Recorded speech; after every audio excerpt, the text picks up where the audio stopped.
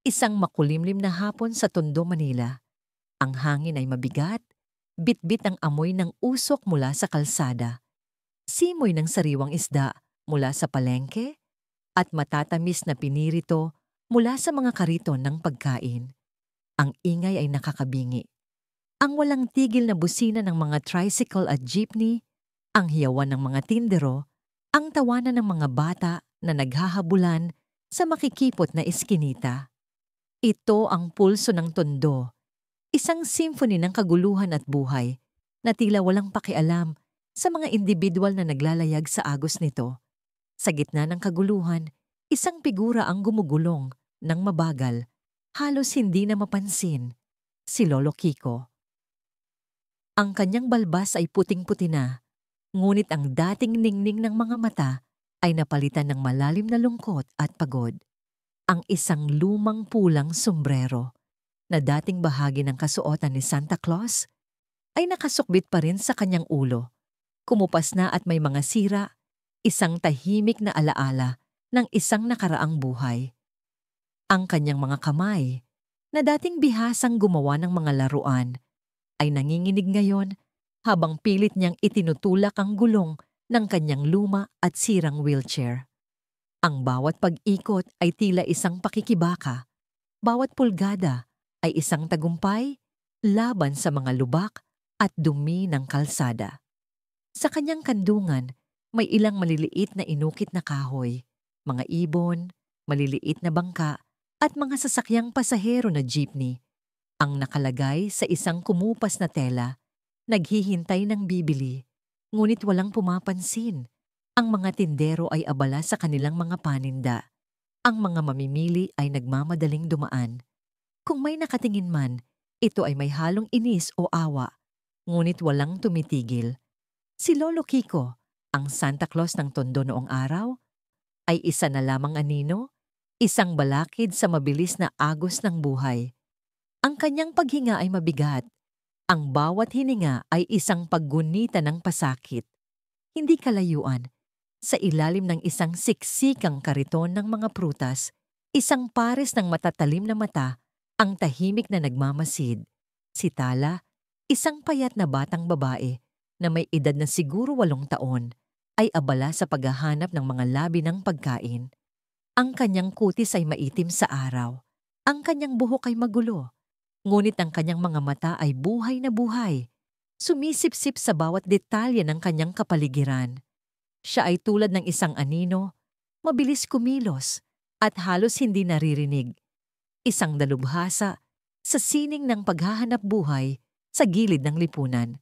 Ngunit sa likod ng kanyang tahimik na pag-iral, may isang kakaibang talas at pagmamasid na mas matanda sa kanyang edad. Nakita niya ang halos lahat ng nangyayari sa eskinita, mula sa maliliit na transaksyon hanggang sa mga sikreto ng kapitbahayan. At ngayon, nakita niya si Lolo Kiko. Habang pinagmamasdan ni Tala si Lolo Kiko, na pilit na sumusulong, isang anino ang bumagsak sa daan. Isang malakas na tawanan ang pumunit sa ingay ng palengke. Si Bugoy. Ang kanyang balat ay may mga tattoo, ang kanyang mga mata ay matatalim, at ang kanyang ngiti ay puno ng paghamak.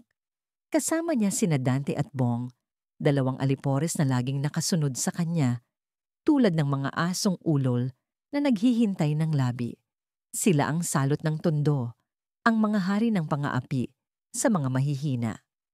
Ay tingnan ninyo, si Santa Kiko, sigaw ni Bugoy na may halong pangungutya. Parang ayaw pa yatang magretiro ng matanda. Tumawa sina Dante at Bong, nilapitan nila si Lolo Kiko na huminto sa pagtulak ng wheelchair. Ang kanyang mukha ay lalong kumunot sa sakit. Ang kwentong ito ay nilikha ni Inday Andrea. Huwag kopyahin o gamitin muli ang audio o kwentong ito upang matiyak ang karapatang ari. Ano yan, Lolo? Tanong ni Dante, sabay agaw sa isang inukit na ibon mula sa kandungan ni Lolo Kiko. Ang pangit naman. Sino bibili nito? Bago pa makasagot si Lolo Kiko, inihagis ni Bong ang ibon sa lupa. Bumagsak ito sa semento at nabasag ang isang pakpak. Isang malalim na buntong hininga ang kumawala mula kay Lolo Kiko ngunit hindi siya nagsalita. Ang kanyang mga mata ay nanatiling nakatingin sa basag na laruan. Tila ito ang huling piraso ng kanyang dignidad na nawawasak. Hindi ka pa rin sumusuko, ano? Ani Bugoy, habang lumalapit, ang isang ngiti ng paghamak ay nakapinta sa kanyang mukha. Akala ko ba, Santa? Dapat masaya ka? Bakit ganyan ang mukha mo? At saka, sa isang mabilis at malupit na galaw, iniunat ni Bugoy ang kanyang paa at sinipa ang gulong ng wheelchair ni Lolo Kiko. Hindi ito sapat para umalis ang gulong, ngunit sapat na para mawala ng balanse ang matanda. Sa isang iglap, si Lolo Kiko ay bumagsak mula sa kanyang upuan. Ang kanyang katawan ay bumalandra sa maduming kalsada. Ang kanyang mga kamay ay sumubsob. Ang sakit ay humaplos sa bawat ugat. Ang ilang natitirang inukit na kahoy ay nagsiliparan, nabasag sa iba't ibang direksyon. Ang pulang sombrero ay nahulog mula sa kanyang ulo, lumulutang sa hangin bago lumapag malapit sa kanyang abot kamay. Narinig ni Tala ang malakas na pagbagsak. Ang kanyang mga mata ay lumaki sa gulat at pagkasuklam. Nakita niya si Lolo Kiko na nakahandusay. Ang kanyang mukha ay puno ng matinding sakit. Ngunit walang luha. Wala siyang ginawa kundi ang pagdura ng laway sa kanyang ngipin. Isang tahimik na pagtanggap sa kanyang kapalaran. Ang mga tao sa paligid ay nagpanggap na hindi nakakita. Ang ilan ay nagmadaling lumayo.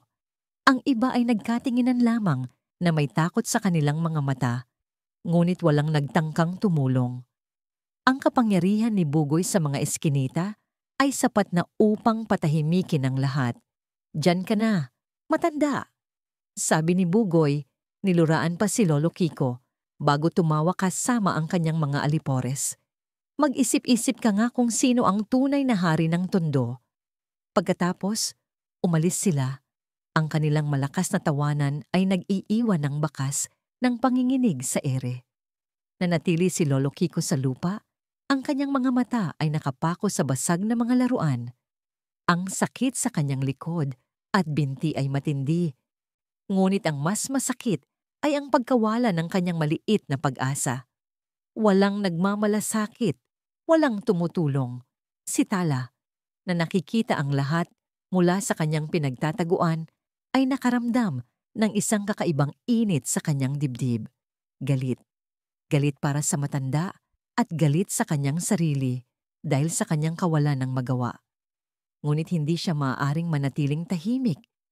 May isang bagay sa figura ni Lolo Kiko, sa kanyang tahimik na pagtanggap ng kalupitan, na pumukaw ng isang hindi inaasahang pakiramdam sa puso ni Tala. Dahan-dahan, maingat, lumabas si Tala mula sa kanyang pinagtataguan. Ang kanyang maliliit na paa ay tahimik na lumapit kay Lolo Kiko. Wala siyang sinabi. Ang bawat salita ay tila kalabisan sa sandaling iyon. Ang kanyang mga kamay, na sanay sa paghahanap ng mga basura, ay nagsimulang pulutin ang mga basag na inukit na kahoy. Maingat na inilagay ang mga ito sa tabi ng matanda. Pagkatapos, sa lahat ng kanyang lakas, pilit niyang itinayo ang lumang wheelchair na may kalawang at puno ng dumi, at maingat na inilapit sa tabi ni Lolo Kiko. Naramdaman ni Lolo Kiko ang presensya ng bata. Pilit niyang iniangat ang kanyang ulo, ang kanyang mga mata ay nanlabo. Ngunit mayroong isang kakaibang kislap ng pagtataka.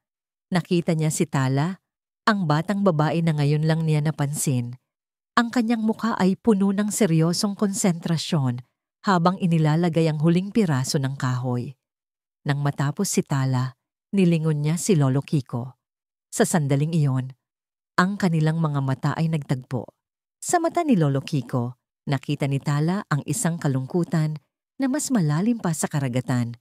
Ngunit sa ilalim nito, may isang bahagyang liwanag, isang kislap ng pag-asa. At sa tahimik na sandali na yon, isang bagay ang nagbago. Pilit na iniangat ni Lolo Kiko ang kanyang kanang kamay, nanghihina at bahagyang mamngumiti. Ito ay isang ngiti na halos hindi makita. Isang ngiti na puno ng pasasalamat at sakit, ngunit ito ay isang ngiti. Ito ang unang ngiti na nakita ni Tala sa mukha ni Lolo Kiko. Isang ngiti na nagsimulang magbuka sa loob ng kanyang puso, ang isang kakaibang damdamin na mas matindi pa sa galit. Ang simula ng isang pag-asa. Walang salitang binitiwan ang dalawa. Ngunit sa pagitan nila, sa gitna ng kaguluhan at kalupitan ng tundo, isang hindi nakikitang ugnayan ang nabuo. Isang pangako ng pag-asa na mas maliit pa sa isang butil, ngunit may kakayahang tumubo. Pinulot ni Lolo Kiko ang kanyang sirang sombrero. Dahan-dahang isinukbit muli sa kanyang ulo. Ang kanyang tingin ay nakatuon kay Tala, na parang sa wakas, meron na siyang dahilan upang bumangon muli. Ang huling sinag ng araw ay nagtatago na sa likod ng mga gusaling luma, nag-iiwan ng mahabang anino sa eskinita. Walang imik na itinulak ni Tala ang sirang wheelchair ni Lolo Kiko, pilit na ginagabayan ng matanda, pabalik sa kanyang munting barong-barong. Ang bawat gulong na umiikot ay tila nagkukuwento ng isang paglalakbay na puno ng pagsubok. Sa kabila ng maliit niyang katawan, matibay ang loob ni Tala. Ang kanyang mga kamay, manipis at marumi, ay mahigpit na nakahawak sa manibela ng wheelchair. Ang kanyang mga mata ay nakatuon sa daan. Parang binabantayan ng bawat lubak na maaaring muling bumagsak kay Lolo Kiko. Sa pagdating nila sa tapat ng tirahan ni Lolo Kiko, isang maliit na kwarto na gawa sa pinagtapi-taping plywood at yero. Halos hindi na nakatayo. Inalalayan ni Tala ang matanda. Hirap na hirap si Lolo Kiko, ang kanyang mga braso ay nanghihina, ang mga buto'y halos kumalansing sa bawat galaw. Ngunit sa bawat pagod na galaw, mayroong isang uri ng karangalan, isang pagtanggi na tuluyang sumuko. Pumasok sila sa loob.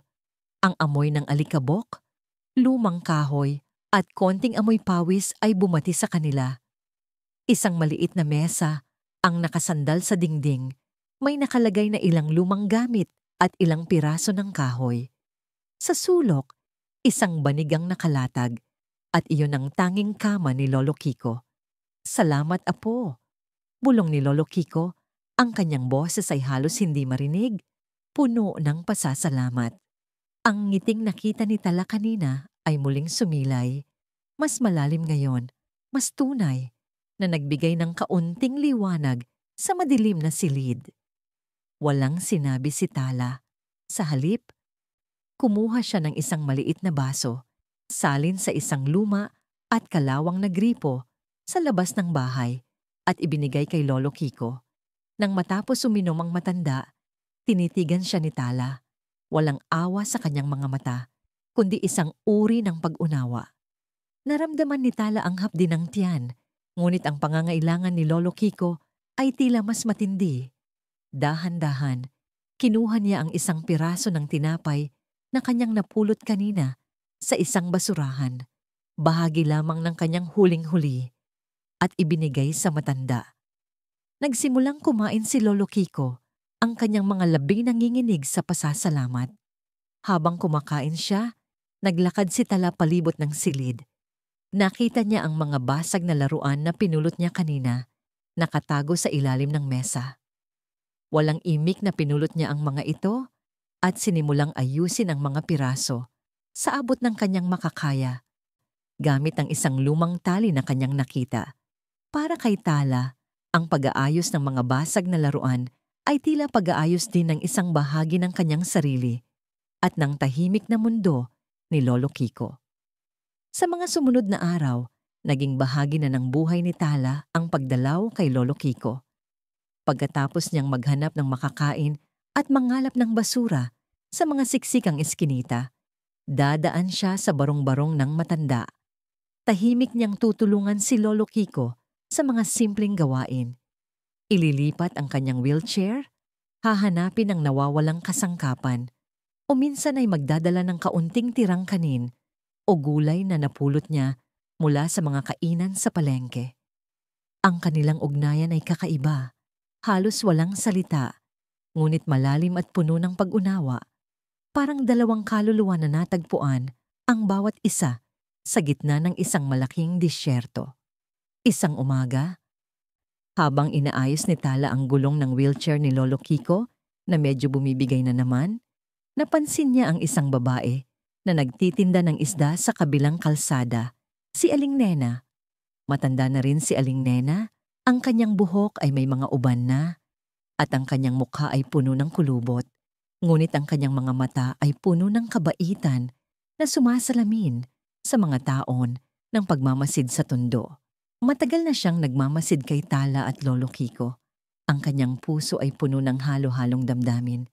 Nilapitan ni Tala si Aling Nena para bumili ng isang maliit na isda gamit ang perang napagbentahan niya ng kaunting basura. "Kumusta po kayo, Aling Nena?"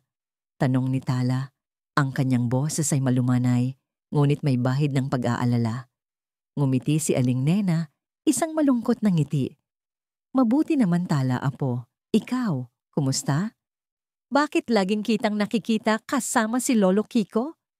Tiningnan ni Tala si Lolo Kiko na nakaupo sa labas ng kanyang barong-barong. Abala sa pag-ayos ng kanyang pulang sombrero, ang kanyang mga kamay ay nanginginig. "Tinutulungan ko lang po siya," sagot ni Tala.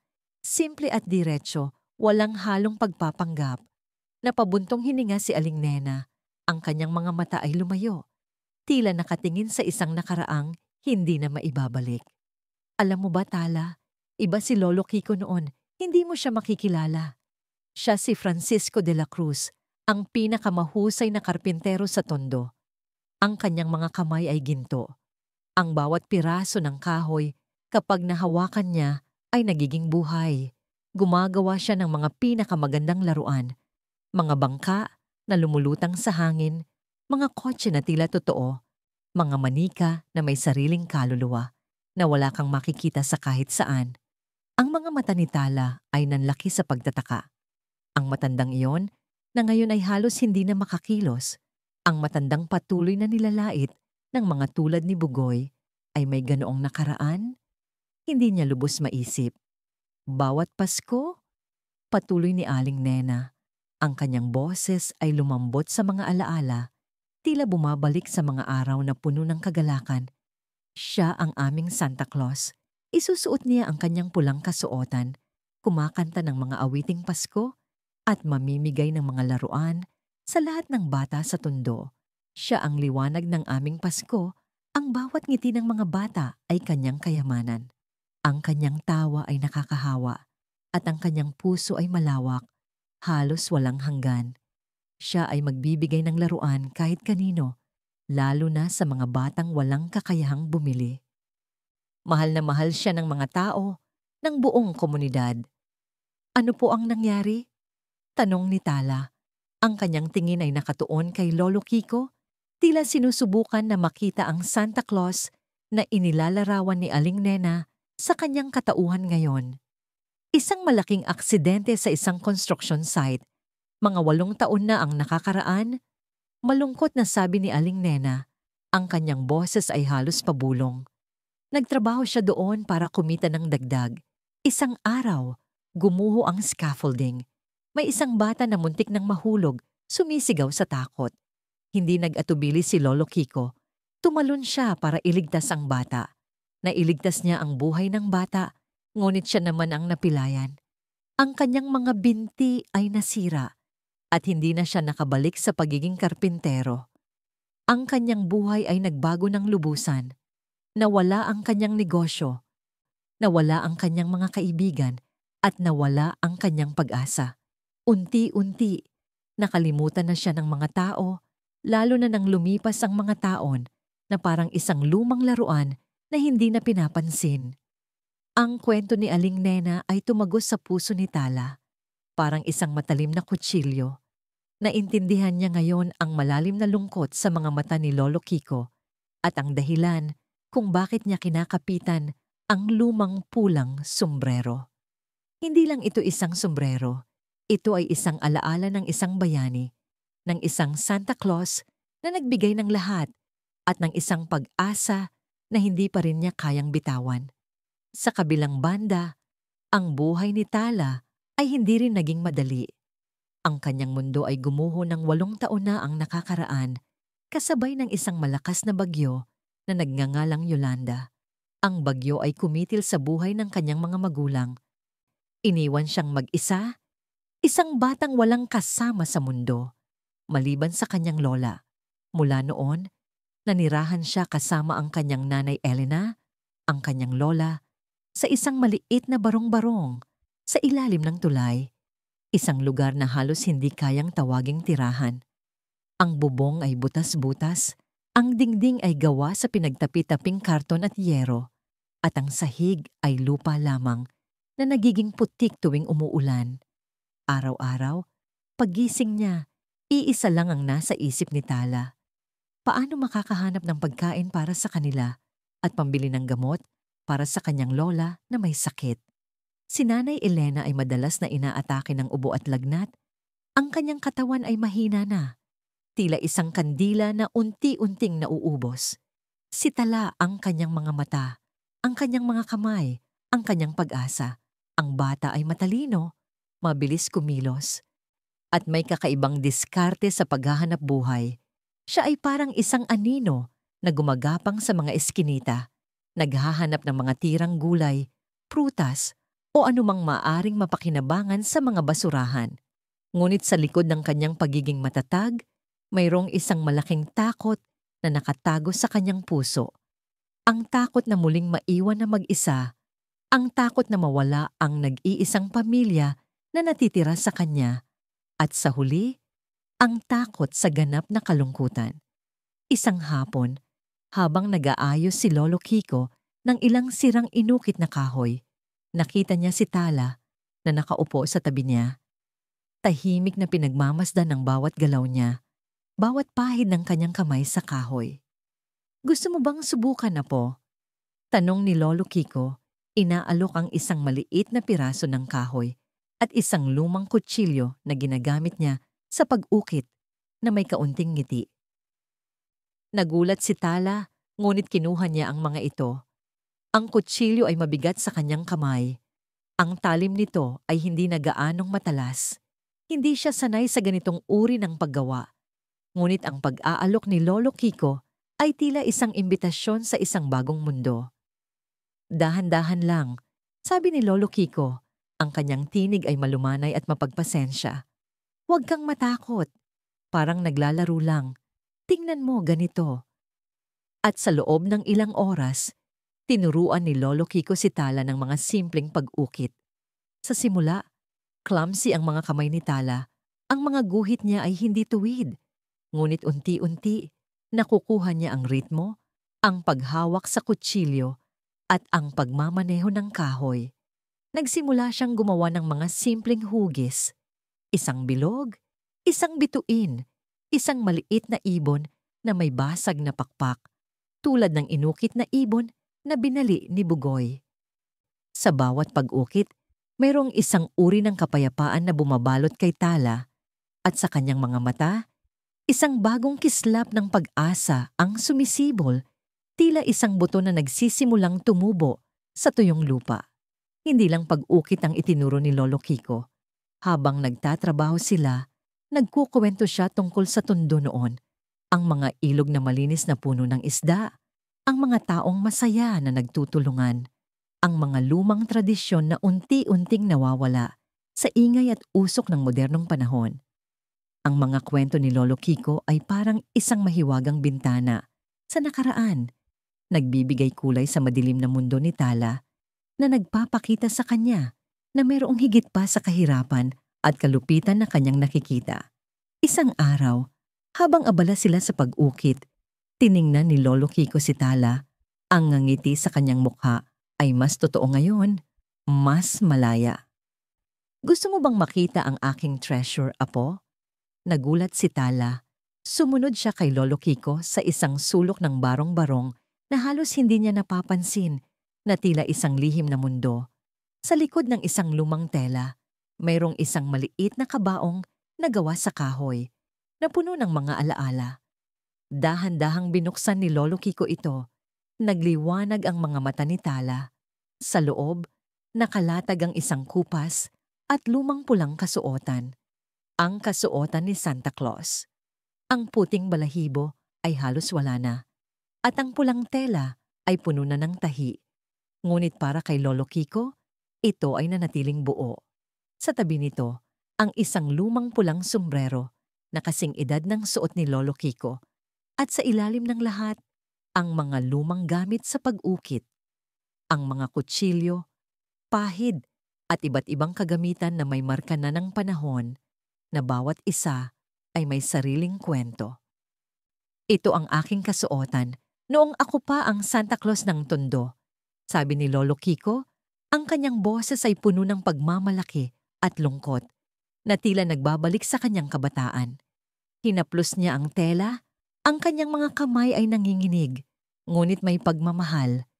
Kahit ngayon, hindi ko pa rin ito kayang itapon. Ito ang aking pag-asa. Napansin ni Tala ang isang bagay sa ilalim ng kasuotan, isang kahon ng maliliit na kahoy na laruan. Hindi ito ang mga laruang ibinebenta ni Lolo Kiko na halos basag at sirang-sira. Ang mga ito ay mas pinunggawa, mas makinis, mas may puso. Bawat isa ay tila naglalaman ng isang piraso ng kaluluwa ni Lolo Kiko. May mga maliliit na anghel na may pakpak, mga bituin na kumikinang, mga jeepney na halos kasing liit ng kanyang hinlalaki. Bawat isa ay perpekto. Ito ang ginagawa ko kapag hindi ako makatulog. Paliwanag ni Lolo Kiko. Ang kanyang mga mata ay lumayo, tila nakatingin sa malayo. Mga regalo para sa mga bata. Kung sakaling may Pasko pa rin para sa akin. Nakita ni Tala ang isang lalaki na puno ng pag-asa sa kabila ng lahat ng sakit at pagsubok, sa kabila ng lahat ng pangungutya at kalupitan. Sa mga sandaling iyon, ang loob ng barong-barong ay hindi na mukhang luma at sira. Ito ay parang isang munting kaharian, puno ng mga alaala at isang patuloy na pagnanais na magbigay ng kagalakan, ng isang maliit na liwanag sa madilim na mundo. Ang pagitan nila ay lumalim. Si Lolo Kiko ay nakakita ng isang tagapakinig, isang estudyante, isang uri ng apo na makakasama niya sa huling yugto ng kanyang buhay. Si Tala naman ay nakakita ng isang lolo, isang guro, at isang matalik na kaibigan na makakapuno sa kanyang kalungkutan. Ang bawat pahid ng kutsilyo sa kahoy, ang bawat kwento na binibigkas ay nagiging isang bakas sa kanilang mga puso, isang bakas ng dati na nagiging pundasyon ng isang bagong simula. Ang pag-asa na dati halos patay na ay nagsisimulang sumilay muli, dahan-dahan, sa gitna ng kadiliman ng Tondo, na tila isang bulaklak na nagsisimulang bumukadkad sa gitna ng semento. Ang pagitan ni Lolo Kiko at Tala ay tila isang nakatagong bulaklak na unti-unting namumukadkad sa gitna ng basurahan ng Tondo. Sa bawat oras na magkasama sila, sa bawat piraso ng kahoy na kanilang inukit, sa bawat kwento ni Lolo Kiko tungkol sa nakaraan, mas lumalim ang kanilang ugnayan. Isang ugnayang hindi nangangailangan ng maraming salita. Sapat na ang tahimik na pag-unawa at pagmamahal na lumitaw sa bawat sulyap at kilos. Ngunit ang munting ilaw na ito ay hindi na natiling hindi napapansin. Sa madilim na iskinita ng Tondo, may mga mata na nagmamasid, mga mata na puno ng inggit at kasamaan. Si Bugoy, kasama ang kanyang mga alipores na sina Dante at Bong, ay unti-unting napansin ang kakaibang closeness ni Lolo Kiko at Tala. Nagsimula silang magtaka, pagkatapos ay magalit. Para kay Bugoy, ang nakasimangot na mukha at ang dignidad na nananatili kay Lolo Kiko, kahit sa kabila ng lahat ng pangungutya, ay isang insulto. At ngayon, may isang bata pang nagbigay ng kulay sa buhay ng matanda. Hindi niya maintindihan kung paano pa rin nakakahanap ng pag-asa ang isang matanda na tila wala ng silbi.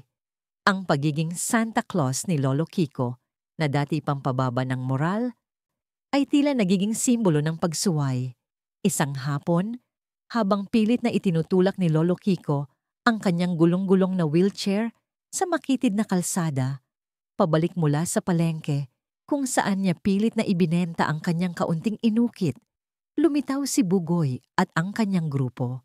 Ang kanilang mga ngisi ay mas malawak at ang kanilang mga mata ay puno ng matinding galit. Oh, Tingnan niyo kung sino ang nandito. Mga tol, ang ating Santa Claus na baldado. Sigaw ni Bugoy na parang isang mangkukulam na nagbabanta. At kasama pa niya ang kanyang alalay na pulubi. Naramdaman ni Tala ang pagtaas ng kanyang balahibo. Mabilis siyang lumapit kay Lolo Kiko. Ang kanyang mga mata ay matalim na nakatingin kay Bugoy. Ano? Matanda? Ano na naman ang ibinebenta mo na walang kwenta? Tanong ni Bugoy. Sabay sipa sa isa sa mga inukit na manika na nakakabit sa wheelchair ni Lolo Kiko. Bumagsak ito sa lupa at nagkapira-piraso. Hindi pa yon sapat. Mabilis na kinuha ni Bong ang isang kutsilyo at sinaksak ang isa sa mga gulong ng wheelchair. Sa isang iglap, bumagsak ang gulong at ang buong wheelchair ay bumagsak sa isang tabi. Napasubsob si Lolo Kiko sa lupa. Ang kanyang mga kamay ay napasubsob sa magaspang na semento at ang kanyang mga kasuotan ay napuno ng alikabok. Ang kanyang mga mata ay nanlaki sa sakit, hindi lang sa pisikal, kundi pati na rin sa loob. Hindi na siya makagalaw. Ang kanyang tanging paraan ng paggalaw ay nawala na. Nagsimulang tumawa si Bugoy at ang kanyang mga alipores. Ayan, ngayon, wala ka nang kawala. Ano, Tala? Hindi mo ba gustong tulungan ng lolo mong inutil? Parang may umakyat na init sa ulo ni Tala. Ang kanyang mga kamao ay nakakuyom at ang kanyang hininga ay humihingal. Gusto niyang sumigaw, gusto niyang lumaban, ngunit alam niya na wala siyang laban sa tatlong malalaking binata. Sa halip, lumuhod siya at inalalayan si Lolo Kiko na tila isang basag na manika. Ang kanyang mga mata ay puno ng luha ng galit at kalungkutan. Mula noon, mas naging brutal ang pananakit ni Bugoy. Araw-araw, parang laro na para sa kanila ang saktan si Lolo Kiko. Kung hindi nila sisirain ang kanyang mga inukit, kukunin nila ang kaunting pera na kanyang napagbentahan o hihilahin nila ang kanyang pulang sombrero na ngayon ay halos itinatago na niya.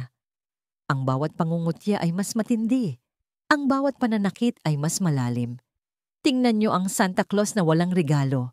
Bakit? Matanda, hindi mo na ba kayang gumawa ng laruan? Sigaw ni Bugoy isang hapon habang sinisipa ang isang kahon ng mga gamit ni Lolo Kiko. Ang mga tao sa paligid ay nagkunwari na hindi nakikita. Ang kanilang mga mata ay nakatingin sa kung saan o mabilis na lumayo. Ang takot kay Bugoy ay mas matindi kaysa sa awa. Ang puso ni Tala ay napupuno ng puot. Hindi niya kayang makita ang kanyang lolo, ang kanyang guro, ang kanyang kaibigan na sinasaktan ng ganito. Sa bawat pananakit, mas lumalalim ang kanyang galit. Ginawa niya ang lahat ng kanyang makakaya para gumanti, kahit maliit lang. Isang gabi, matapos masaksihan ng isa pang brutal na pag-atake, hinanap ni Tala ang motorsiklo ni Bugoy.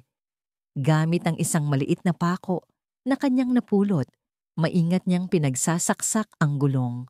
Narinig niya ang pag-alulong ni Bugoy kinabukasan at sa loob-loob niya, naramdaman niya ang isang munting kislap ng tagumpay. Ngunit hindi nagtagal ang kanyang kagalakan.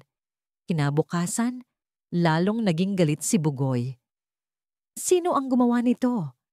Sigaw niya. Ang kanyang mga mata ay nagliliyab. Natuntun niya si Tala. Ikaw ba ang gumawa nito? Maliit na daga. Hinila niya ang buhok ni Tala at ibinalibag siya sa lupa. Subukan mo ulit akong kalabanin at ipaparamdam ko sa iyo ang impyerno. Maliit na bata. At iiwan ko ang lolo mong inutil na mag-isa. Ang banta kay Lolo Kiko ay mas masakit kaysa sa anumang pananakit na nararamdaman niya. Kahit na sa gitna ng lahat ng ito, nanatiling matatag si Lolo Kiko. Ang kanyang mga mata ay puno ng lungkot, ngunit hindi nawawala ang pag-asa. Hayaan mo na sila, apo. Bulong niya kay Tala habang nililinis ang mga sugat ng bata. Huwag kang lumaban sa galit gamit ang galit. Ang galit ay parang apoy na sumusunog sa lahat ng bagay. Isang hapon, habang magkasama sila, tinuro ni Lolo Kiko ang isang kawayan na nakatayo sa tabi ng isang ilog. Tingnan mo ang kawayan, Tala. Kapag may bagyo, Yumuyuko ito, sumasayaw sa hangin, hinahayaan ang sarili na baluktotin, ngunit hindi ito nababali. Kapag humupa ang bagyo, tumatayo itong muli, mas matatag, mas matibay. Ganyan din tayo, magpakatatag apo. Ang totoong lakas ay hindi sa kung gaano kakahigpit lumaban, kundi sa kung gaano kakadurable humarap sa mga pagsubok.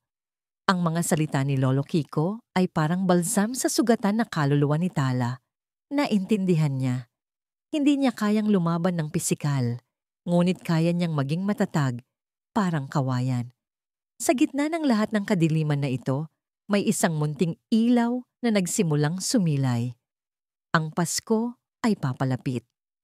Ang Tondo, sa kabila ng lahat ng kahirapan, ay nagsisimulang magbago ng kulay.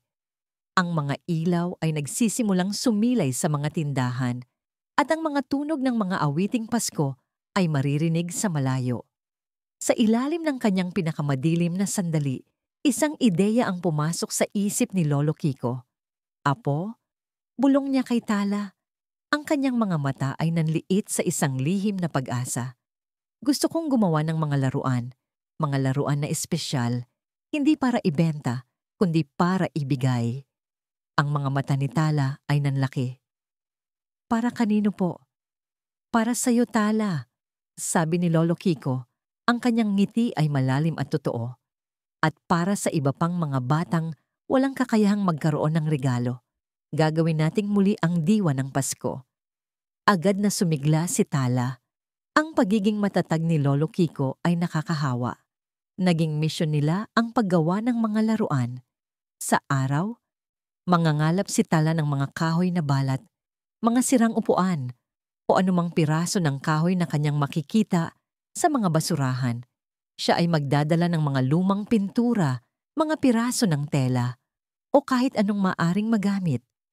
Sa gabi, sa loob ng maliit na barong-barong, sa ilalim ng ilaw ng isang maliit na gasera, magkasama silang magtratrabaho.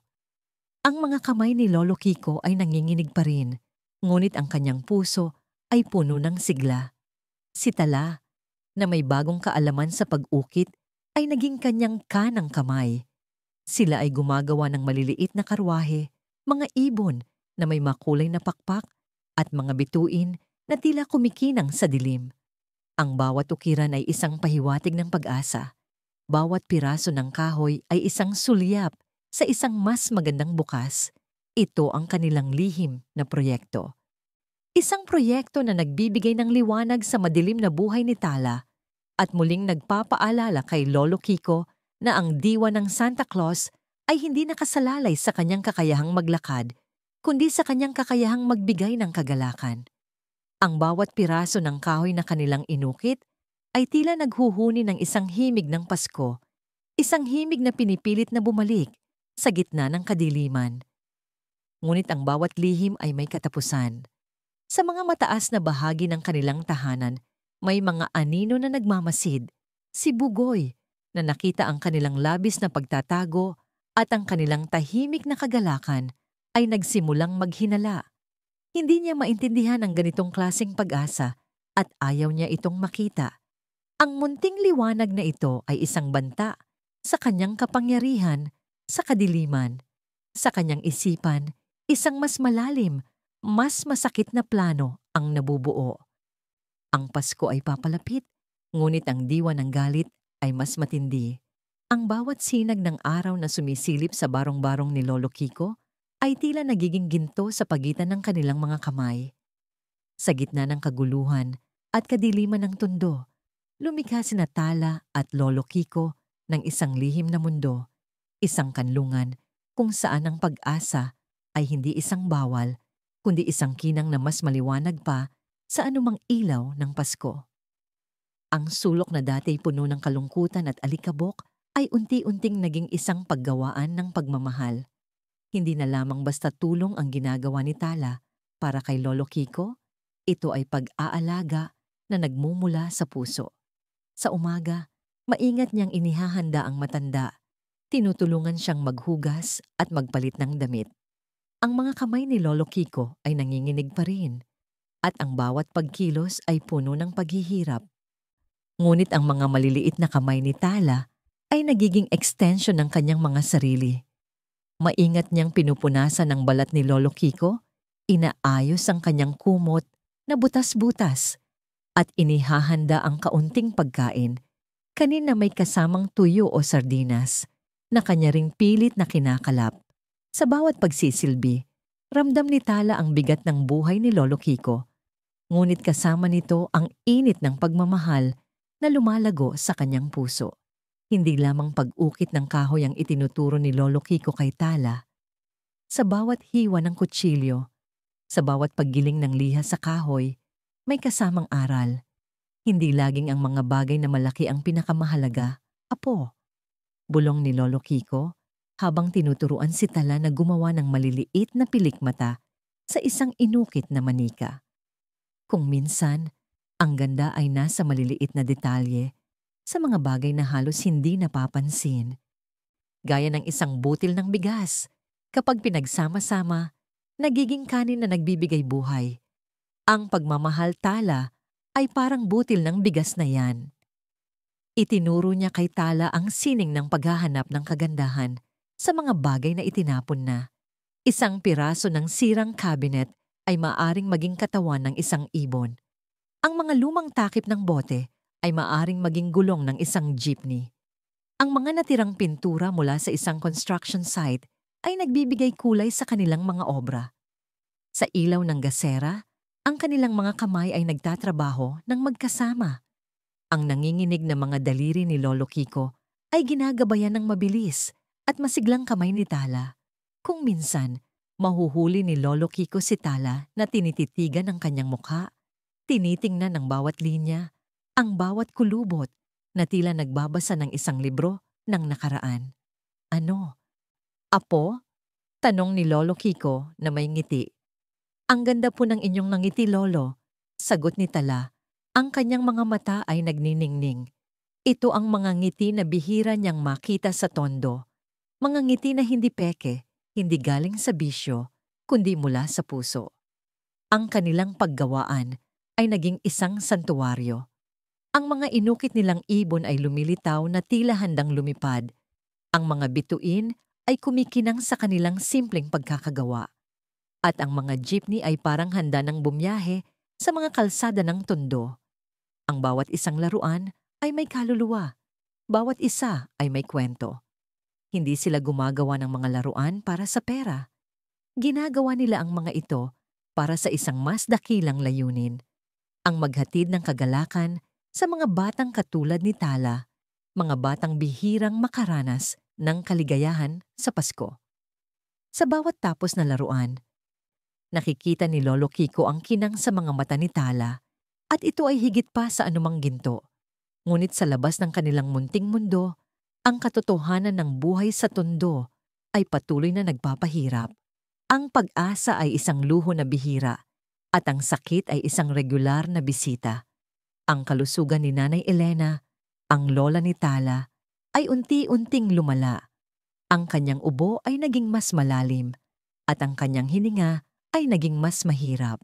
Ang kaunting pera na kinakalap ni Tala sa pagbebenta ng mga dyaryo o sa pagpulot ng basura ay halos hindi sapat para sa gamot at lalong hindi para sa masustansyang pagkain. Gabi-gabi, tinititigan ni Tala ang kanyang lola. Ang kanyang puso ay puno ng takot. Ang takot na mawala ang tanging pamilya niya. Ang takot na maiwan na naman siyang mag-isa. Sa ilalim ng madilim na gasera, maririnig ang mahinang ungol ni Nanay Elena at ito ay nagiging tugtog ng kalungkutan sa tainga ni Tala.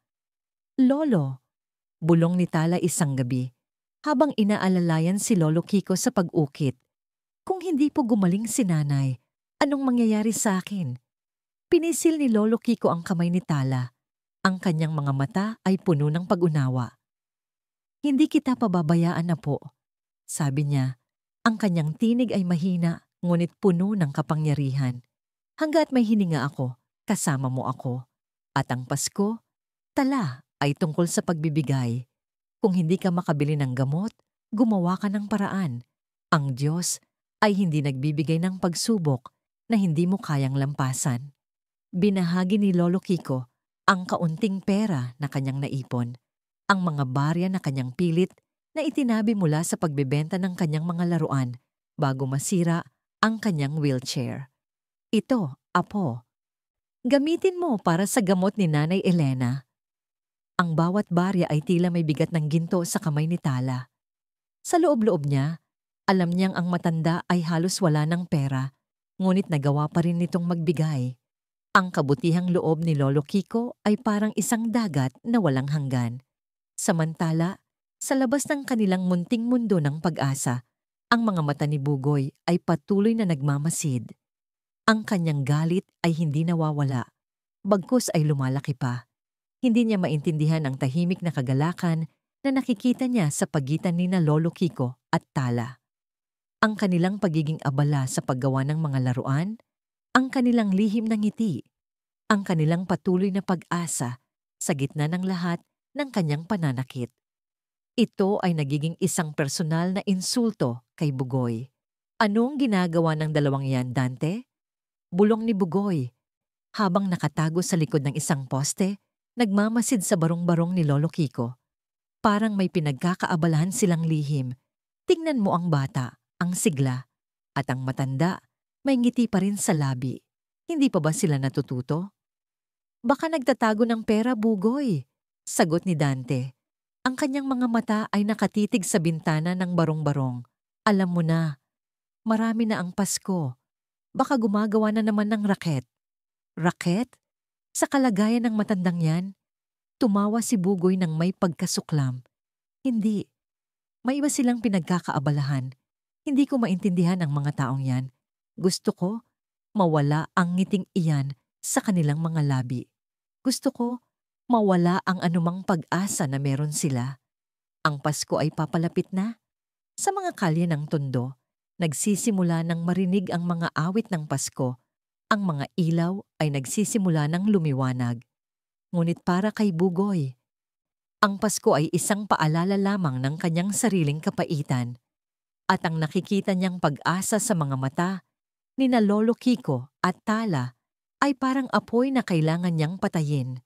Isang gabi, habang ang lamig ng hangin ay nagsisimulang sumilip sa mga butas ng barong-barong, narinig ni Tala ang mahinang bulungan sa labas. Si Bugoy at ang kanyang mga alipores. Ang kanilang mga tinig ay puno ng kasamaan at ang kanilang mga salita ay parang kutsilyo na humihiwa sa katahimikan ng gabi. Ayaw kong makakita ng anumang laruan na gawa ng matandang iyan sa Pasko na ito. Narinig ni Tala ang boses ni Bugoy. Panahon na para tapusin na ang laro. Panahon na para turuan silang dalawa ng isang leksyon na hindi nila malilimutan. Ito ang magiging Pasko kung saan mawawala ang lahat ng pag-asa. Kumulo ang dugo ni Tala. Pinigilan niya ang kanyang hininga at ang kanyang puso ay kumalabog ng malakas sa kanyang dibdib. Nilingon niya si Lolo Kiko na tahimik na natutulog. Ang kanyang mga kamay ay nakahawak sa isang inukit na bituin. Sa kanyang isipan, nabubuo ang isang takot na mas malalim pa sa anumang nakaraan niyang naranasan. Ang lihim nilang pag-asa, ang munting ilaw na kanilang nilikha ay nasa panganib. At alam ni Tala na ang darating na Pasko ay hindi magiging kapayapaan, kundi isang bagyo na mas matindi pa sa anumang naranasan niya. Ang mga anino sa labas ay mas lumalaki at ang kanilang mga balak ay mas nagiging madilim. Ang pagtahol ng mga aso sa malayo ang tanging pumutol sa balot ng katahimikan ng gabi. Nanginginig ang buong katawan ni Tala habang nakasiksik siya sa sulok ng barong-barong. Ang puso niya'y kumakabog na parang tambol. Ang mga huling salita ni Bugoy ay bumubulong pa rin sa kanyang tenga. Isang malagim na propesiya ng kapahamakan. Si Lolo Kiko, sa kabila ng lahat, ay mahimbing na natutulog. Ang kanyang mukha ay payapa, nakayakap pa rin sa inukit na bituin na simbolo ng kanilang lihim na pag-asa. Hindi alam ng matanda na ang mga anino sa labas ay hindi na lamang nagbabanta, kundi unti-unti nang lumalapit. Bigla, isang malakas na sipa ang sumira sa pinto ng barong-barong. Ang lumang tabla ay lumipad At kasabay nito, ang liwanag ng gasera ay kumislap bago tuluyang mamatay. Isang malakas na hampas ng hangin ang bumalot sa kanila, kasama ang nakapangingilabot na anino ng tatlong lalaki na pumasok. Si Bugoy, ang kanyang mukha ay nakangisi. Ang kanyang mga mata ay parang apoy na sumusunog. Kasama niya sina Dante at Bong. Ang bawat isa ay may hawak na matulis na bagay. Isang tubo, isang kahoy. Aba, tingnan mo nga naman. Bungad ni Bugoy, ang kanyang boses ay malalim at puno ng pangungutya. Nagtatrabaho pa rin pala ang santa ng Tondo at may kasama pang anghel na alalay. Nagising si Lolo Kiko sa ingay. Ang kanyang mga mata ay nanlaki sa takot. Kumapit si Tala sa kanya. Ang kanyang katawan ay nanginginig. Bugoy, anong ginagawa niyo rito? Halos pabulong na tanong ni Tala. Ang kanyang tinig ay nanginginig. Huwag kang makialam, bata. Sigaw ni Dante. Tinulak siya palayo. Tumama ang ulo ni Tala sa dingding. Ngunit agad siyang bumangon, handang ipagtanggol si Lolo Kiko. Nandito kami para magpaalala, Lolo Kiko. Patuloy ni Bugoy, lumapit kay Lolo Kiko, na hindi mo na kayang tumayo, na wala ka ng silbi, at ang Pasko mo, aalisin ko. Bago pa man makapagsalita si Lolo Kiko, mabilis na kinapkap ni Bong ang bulsa ng pantalon niya, kinuha ang kaunting barya na naipon ng matanda. Ayan, barya lang. Pagmamaktol ni Bong, itinapon ng mga barya sa sahig. Walang kwenta. Hindi pa nakontento si Bugoy.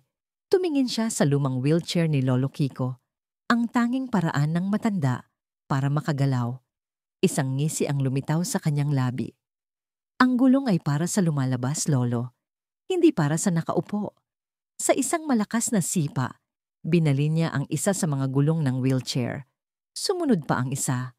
Sa loob ng ilang segundo, ang mahalagang kagamitan na iyon ay naging tumpok ng sirang metal at kahoy, walang silbi. Naramdaman ni Lolo Kiko ang pagbagsak ng kanyang mundo. Ang huling bahagi ng kanyang kalayaan ay nawasak. Hindi! Sigaw ni Tala. Tumakbo patungo sa wheelchair, ngunit hinarang siya ni Dante. Itinulak siya pabalik. Sige, Lolo Kiko, tingnan natin kung paano ka tatayo ngayon. Pang-aasar ni Bugoy, bago lumapit sa sulok kung saan nakatago ang paggawaan ni na Lolo Kiko at Tala. Ang kanyang mga mata ay bumaba sa mga inukit na laruan.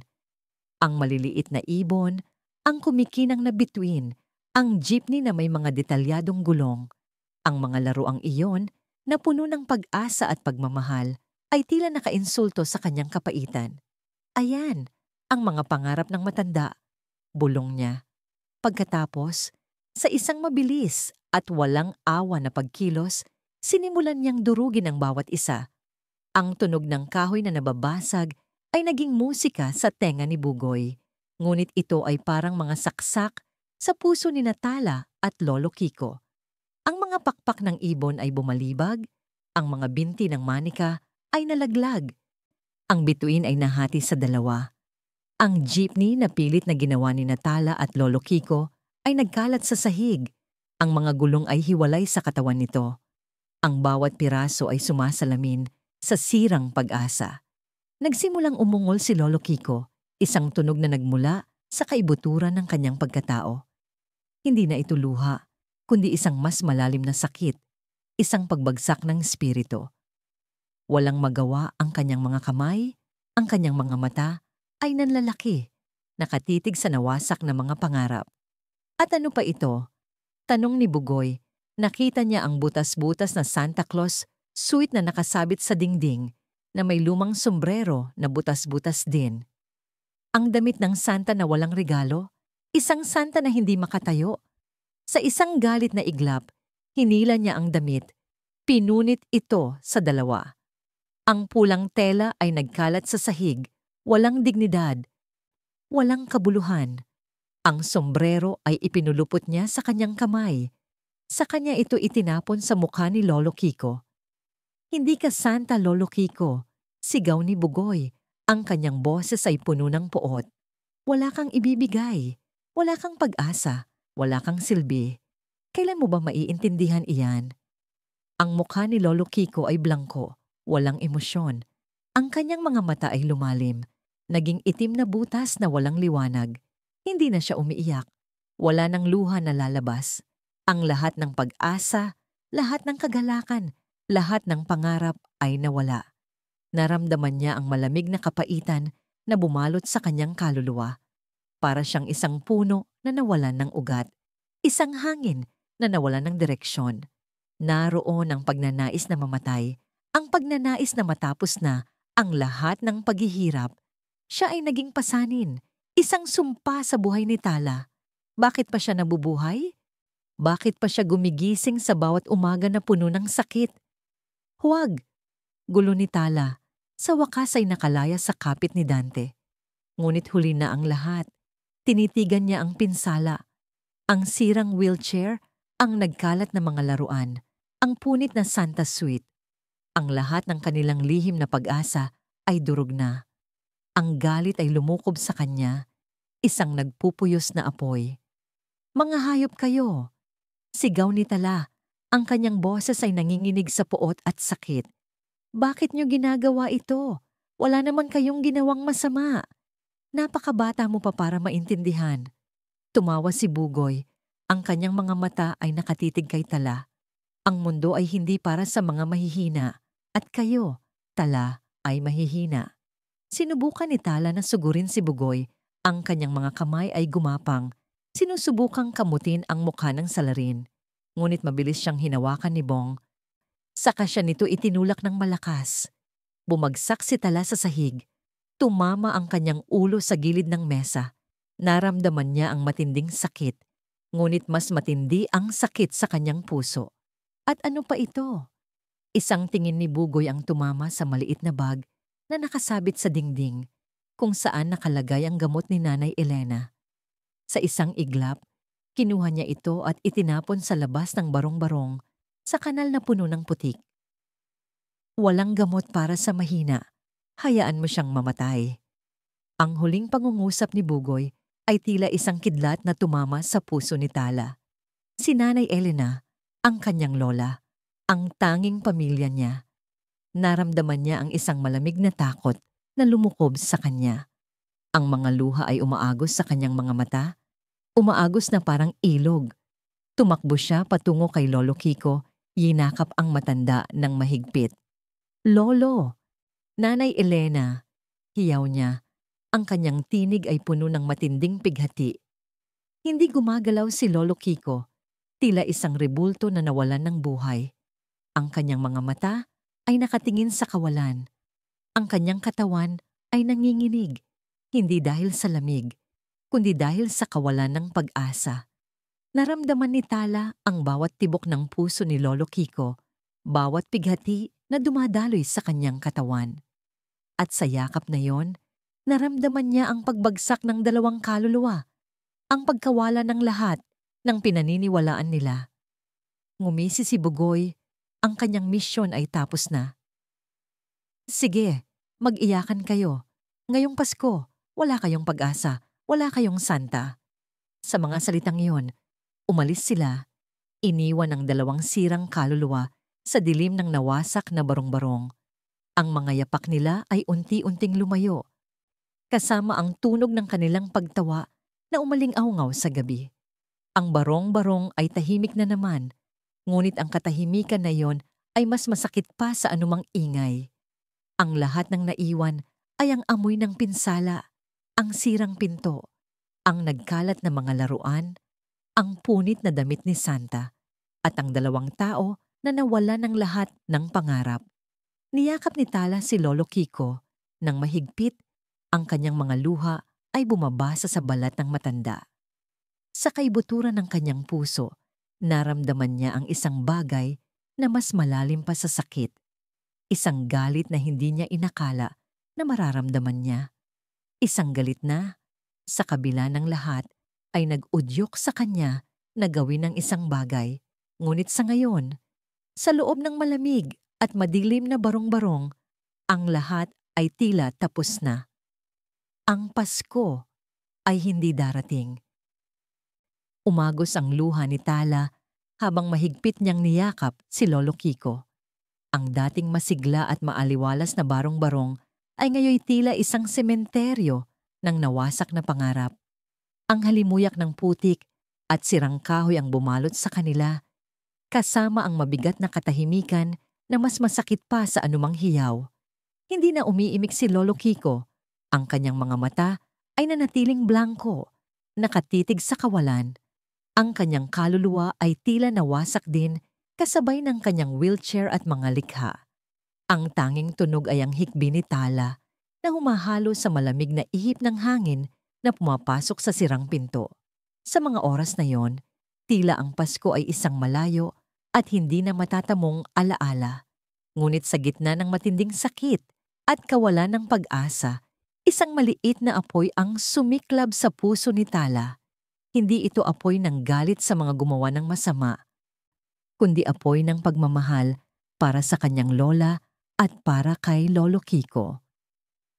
Ang huling salita ni Bugoy tungkol sa gamot ni Nanay Elena ang bumangon sa kanyang isipan, isang kagyat na pangangailangan na nagtulak sa kanya upang kumilos.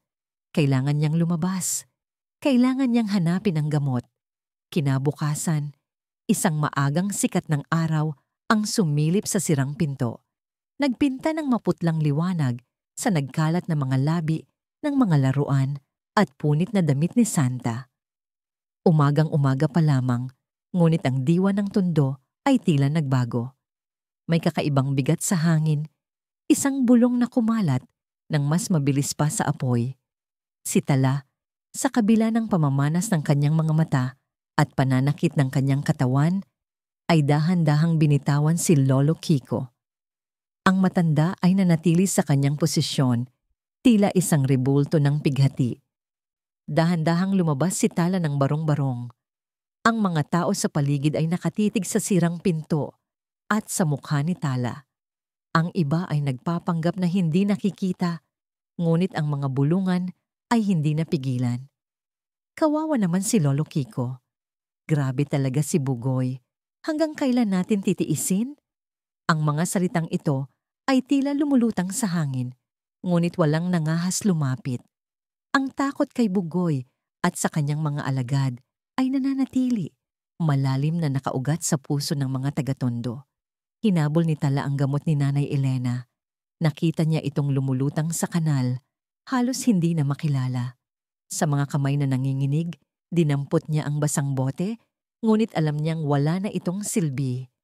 Ang lamig ng tubig ay tila bumalot sa kanyang buong katawan, ngunit hindi nito kayang patayin ang nag-aalab na determinasyon sa kanyang puso. Tumakbo siya. Ang kanyang mga paang halos ayaw sumunod, patungo sa pinakamalapit na pag-asa, ang parokya ni Father Andres. Ang lumang simbahan ay tahimik pa. Ang mga pinto ay bukas para sa mga maagang nagdarasal. Si Father Andres, isang matandang pari na may maputi ng buhok at mga mata na puno ng karunungan, ay naglilinis ng altar. Nang makita niya si Tala na nakatayo sa pasimano ng pinto, ang kanyang mukha ay puno ng galos at ang kanyang mga mata ay namamaga. Agad niyang naramdaman ang bigat ng sitwasyon. "Tala, anak, anong nangyari sa iyo?" Tanong ni Father Andres. Ang kanyang boses ay malambot, ngunit puno ng pag-aalala. Pumunta si Tala sa harap ng pari. At doon, sa lilim ng mga santo at imahe, ay ibinuhos niya ang lahat. Sa simula ay pautal-utal, ngunit habang patuloy siyang nagsasalita, ang kanyang boses ay naging matatag. Puno ng pighati at galit. Isinalaysay niya ang pagdating ni Bugoy, ang pagwasak sa wheelchair, ang pagdurog sa mga laruan, ang pagpunit sa damit ni Santa, at ang pagtapon sa gamot ni Nanay Elena. Ang bawat salita ay isang kirot sa puso ni Father Andres. "Hindi ko na po alam ang gagawin, Father." Pagtatapos ni Tala, ang kanyang mga luha ay muling umagos. Wala na po si Lolo Kiko at si Nanay Elena po, kailangan niya ng gamot. Pinakinggan ni Father Andres si Tala ng buong atensyon. Ang kanyang puso ay kumirot sa bawat detalye. Kilala niya si Lolo Kiko, ang dating Francisco de la Cruz, ang talaga't mabuting santa ng Tondo. Alam niya ang kabutihan ng matanda at ang kasamaan ni Bugoy. Ang kwento ni Tala ay hindi lamang tungkol sa 2 taong biktima, kundi tungkol sa isang buong komunidad na nababalot sa takot at kawalan ng katarungan. Salamat, Tala, sabi ni Father Andres, hinawakan ng kamay ng bata. Ikaw ang nagbigay sa akin ng liwanag. Hindi ka dapat matakot. Ang Diyos ay hindi natutulog. Matapos ang kanilang pag-uusap, lumabas si Father Andres. Ang kanyang mukha ay puno ng matinding pagpapasya. Naglakad siya patungo sa pamilihan, sa lugar kung saan madalas makita si Lolo Kiko. Ang kanyang pagdating ay nagdulot ng katahimikan sa mga nagtitinda. Nakita niya si Aling Nena, ang matandang nagtitinda ng gulay na nakatitig sa malayo. Ang kanyang mukha ay puno ng pag-aalala. Aling Nena, sabi ni Father Andres, ang kanyang boses ay malakas at malinaw. Nakita mo ba ang nangyari kagabi kay Lolo Kiko at Tala? Yumuko si Aling Nena. Narinig ko po, Father, pero natakot po ako. Lahat tayo ay natakot, Aling Nena, sabi ng pari. Ngunit hanggang kailan tayo matatakot? Hanggang kailan natin hahayaang yumurak ang kasamaan sa mga taong walang kalaban-laban? Si Lolo Kiko ang santa natin. Siya ang nagbigay ng ngiti sa ating mga anak. Ngayon, siya ang nangangailangan ng ngiti natin. Ang mga salita ni Father Andres ay tila mga bato na ibinato sa tahimik na tubig. Lumikha ng mga alon sa puso ng mga nakarinig. Nagsimulang magbulungan ng mga tao. Ang ilan ay tumango. Ang iba ay nag-iisip. Unti-unti, ang mga tingin na puno ng takot ay nagsimulang magbago. Nagiging tingin ng pagkahiya at pagkalungkot. Naalala ng marami ang kabutihan ni Lolo Kiko, ang mga maliliit na laruan na inukit niya para sa kanilang mga anak, ang mainit na ngiti na ibinibigay niya sa tuwing Pasko. Ang pagkamatay ng loob ni Lolo Kiko ay tila isang malaking butas sa kaluluwa ng Tondo. Hindi natin maaring pabayaan si Lolo Kiko at Tala. Patuloy ni Father Andres. Hindi ito laban ni Lolo Kiko. Ito ay laban nating lahat. Nasaan na ang bayanihan ng Tondo? Nasaan na ang puso natin?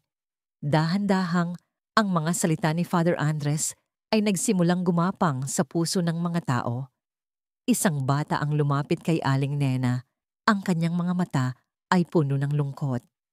Nay, si Lolo Kiko po, yung santa po. Naramdaman ni Aling Nena ang tibo ng konsensya. Naalala niya ang laruang kabayo na ibinigay ni Lolo Kiko sa kanyang apo noong isang Pasko. Naalala niya ang ngiti ng kanyang apo. Naalala niya ang mabuting kalooban ni Lolo Kiko. Hindi na tayo maaring manahimik. Bulong ni Aling Nena. Ang kanyang boses ay nanginginig, ngunit puno ng pagpapasya. Siya ang unang kumilos. Kinuha niya ang pinakamaganda niyang mga gulay, kasama ang isang supot ng bigas, at lumapit kay Father Andres. Father, ito po ang kaya kong ibigay para po kay Lolo Kiko at Tala. Kasunod niya ang iba. Isang matandang mangingisda ang nagdala ng ilang sariwang isda. Isang nagtitinda ng tinapay ang nagbigay ng isang basket ng mainit na pandesal. Mayroong nag-abot ng kaunting barya. Mayroong nagdala ng kumot. Ang mga bata na narinig ang kwento ay nagdala ng kanilang mga laruan at pangkulay, umaasang makapagpasaya kay Lolo Kiko. Ang mga bulungan ay naging ingay ng pagkakaisa. Ang mga tingin ay naging nangiti ng pag-asa. Dahan-dahang lumaki ang grupo, kasama si Father Andres sa unahan. Nagsimula silang magmarcha patungo sa barong-barong ni Lolo Kiko, hindi na balot ng takot, kundi puno ng pag-asa at pagkakaisa. Bitbit nila ang pagkain, ang mga gamit, at ang pinakamahalaga sa lahat, ang pagmamahal ng komunidad. Nang makarating sila sa barong-barong, si Lolo Kiko ay nanatili sa kanyang posisyon. Ang kanyang mga mata ay nananatiling blangko. Ngunit nang makita ni Tala ang dumarating na grupo, ang kanyang mga mata ay nanlaki. Hindi niya inaasahan ito. Isang pamilya ng mga mukha, ng mga tao, ng komunidad, na akala niya'y bumaliwala sa kanila. "Lolo Kiko," sabi ni Father Andres, lumapit sa matanda, "hindi ka nag-iisa." Ang mga tao ay nagsimulang maglinis at mag-ayos.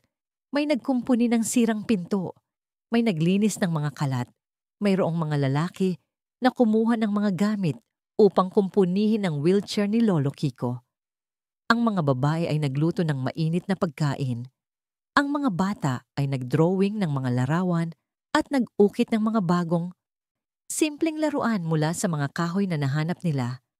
Ang sirang barong-barong ay unti-unting nabuhay muli, hindi sa pamamagitan ng bagong materyales, kundi sa pamamagitan ng pagmamahal at pagkakaisa. Ang pinakamahalaga sa lahat ay ang gamot para kay Nanay Elena, isang kapitbahay na dating inukitan ng Lolo Kiko ng isang bangka, ay nagmamadaling bumili ng kapalit. Nang dalhin ito kay Tala, naramdaman niya ang init ng pag-asa, ang muling pagbuhay ng kanyang lola. Habang naglilinis ang lahat, lumapit si Tala kay Lolo Kiko. "Lolo," sabi niya, "tingnan mo po, nandito sila, hindi po tayo pinabayaan." Ang kwentong ito ay nilikha ni Inday Andrea. Huwag kopyahin o gamitin muli ang audio o kwentong ito upang matiyak ang karapatang-ari. Unti-unting gumalaw ang mga mata ni Lolo Kiko. Dahan-dahan, ang kanyang tingin ay bumalik sa mundo.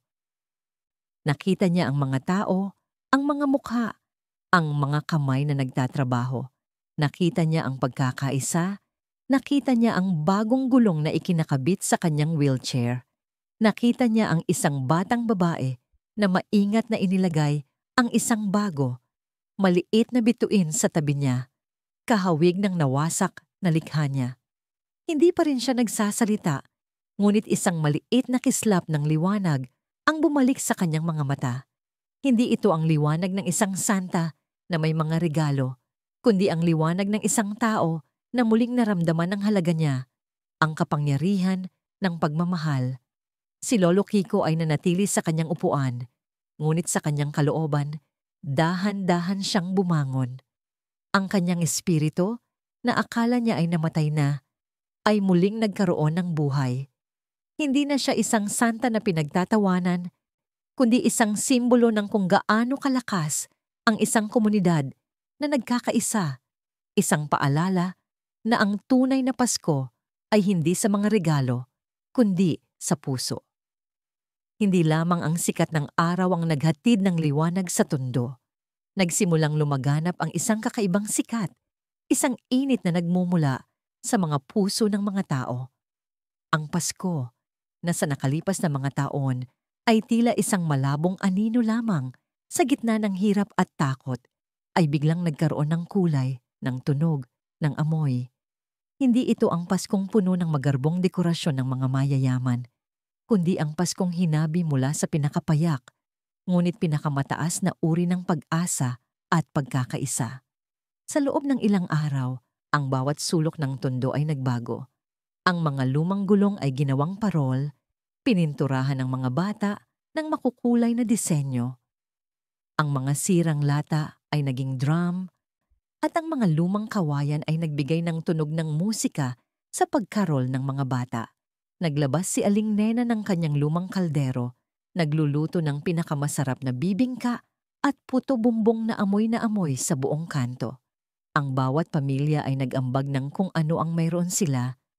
Kaunting bigas, isang kape, isang manok na inaalagaan. Ang barong-barong ni Lolo Kiko sa tulong ng mga kapitbahay ay naisaayos. Ang bubong ay binalutan ng tarpulin. Ang mga pader ay kinumpuni ng mga pinagtapong kahoy at ang pintuan ay nalagyan ng bagong harang. Hindi man ito magara, ngunit ito ay puno ng pagmamahal. Si Tala, kasama si Father Andres, ang naging puso ng paghahanda.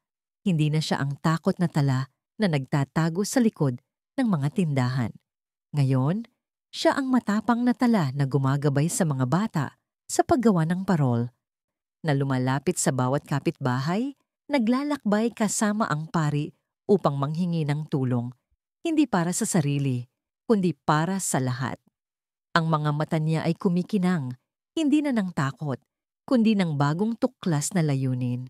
Ang mga kamay na dati sanay lamang sa pagpulot ng basura ay ngayon ay abala sa pagtali ng mga kawayan at pagpapalamuti. Sa bawat ngiti ng bata, sa bawat salamat ng matanda, naramdaman niya ang isang init na mas matindi pa sa anumang apoy. Si Lolo Kiko, sa kanyang naisaayos ng wheelchair, ay dahan-dahang naibalik sa buhay. Hindi pa rin siya nagsasalita ng marami, ngunit ang kanyang mga mata ay nagsasalita. Nakikita niya ang paggalaw ng komunidad, ang tunay na diwa ng bayanihan na muling nabuhay sa tondo. Ang bawat tunog ng martilyo, ang bawat bulungan ng pagtutulungan, ang bawat halimuyak ng niluluto. Ang lahat ay tila nagpapagaling sa kanyang sugatan at nawasak na kaluluwa. Ang kanyang lumang Santa suit ay hindi na naibalik sa ayos, ngunit hindi na niya ito kailangan.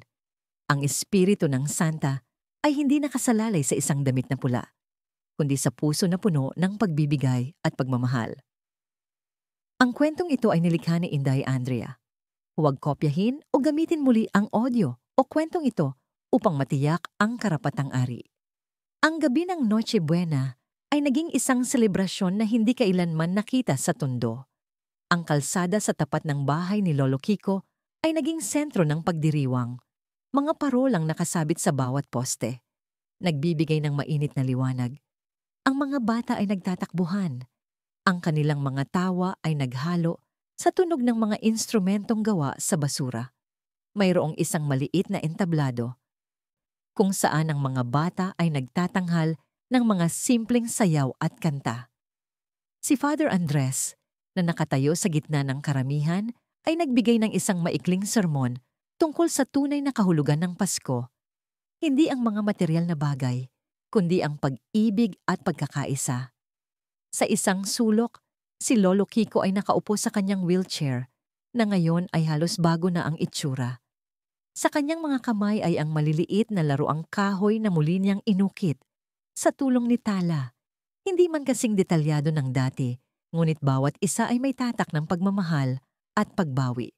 Nilalapitan siya ng mga bata, hindi na takot, kundi puno ng galak. Ang bawat bigay niya ng laruan ay sinasagot ng isang malaking ngiti at yakap. Ang kanyang mga mata, na sa matagal na panahon ay napuno ng luha at kawalan, ay ngayon ay puno ng ligaya, ng kapayapaan na matagal nang nawala. Siya ang santa ng tondo, hindi dahil sa damit, kundi dahil sa puso. Habang nagdiriwang ang komunidad, mayroong isang anino na gumapang sa mga gilid ng kalsada. Si Bugoy, kasama ang kanyang mga alagad, ay nakita ang pagdiriwang mula sa malayo. Ang kanilang mga mukha ay hindi na puno ng pagmamalaki o galit, kundi ng pagtataka at kaunting takot. Sinubukan nilang lumapit upang muling ipamukha ang kanilang presensya. Ngunit ang bawat tingin na sinalubong nila ay hindi na tingin ng takot. Ito ay tingin ng paghamak, ng pagkadismaya. Ang mga bulungan ay hindi na tungkol sa kanilang kapangyarihan, kundi sa kanilang kabangisan at kawalang hiyaan.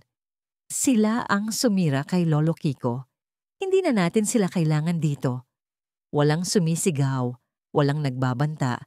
Ang pinakamalakas na kaparusahan ay ang kumpletong pagbaliwala, ang pag-alis ng kanilang kapangyarihan sa pamamagitan ng pag-alis ng takot sa puso ng mga tao. Hindi na sila mga hari ng tondo, kundi mga dayuhan, mga anino na naghahanap ng lugar na hindi na nila matatagpuan. Maya-maya, tahimik silang umalis, ang kanilang mga balikat ay nakayuko, ang kanilang kapangyarihan ay tuluyan ng nawala. Para kay Tala, ang Paskong ito ay ang katapusan ng isang bangungot at simula ng isang panaginip. Si Nanay Elena, na pinangalagaan ni Aling Nena at ng iba pang kapitbahay, ay dahan-dahang gumagaling. Ang kanyang mukha ay may kulay na, at ang kanyang mga mata ay muling kumikinang. Hindi na siya nag-iisa. Ang bahay ni Lolo Kiko ay naging kanilang tunay na tahanan, hindi lamang isang barong-barong, kundi isang pugad ng pagmamahal.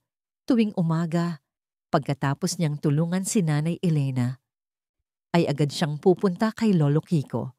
Patuloy siyang tinuruan ng matanda sa pag-ukit, hindi lamang ng mga laruan, kundi ng mga aral ng buhay.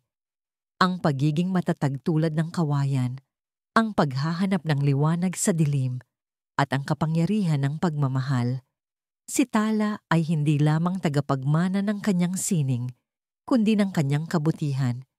Nang matapos ang gabi, nang paunti-unti nang lumisan ng mga tao, naiwan sina Lolo Kiko at Tala sa harap ng bahay, nakatitig sa mga kumukuti-kutitap na parol.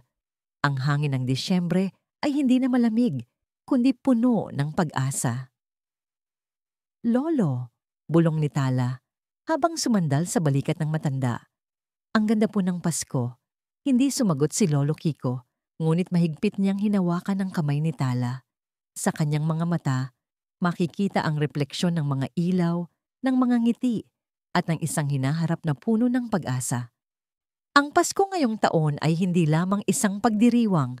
Ito ay isang paalala na sa pinakamadilim na sandali, ang pinakamaliwanag na ilaw ay maaaring magmula sa pinakapayak na puso. Ito ay ang simula ng isang bagong tondo, kung saan ang liwanag ng kabutihan at pagkakaisa ay tuluyan ng nagtaboy sa anino ng kasamaan. Ang espiritu ng bayanihan ay muling nabuhay, nagpatunay na sa bawat pagsubok. Ang pagmamahal ang tunay na nagbibigay saysay sa bawat Pasko.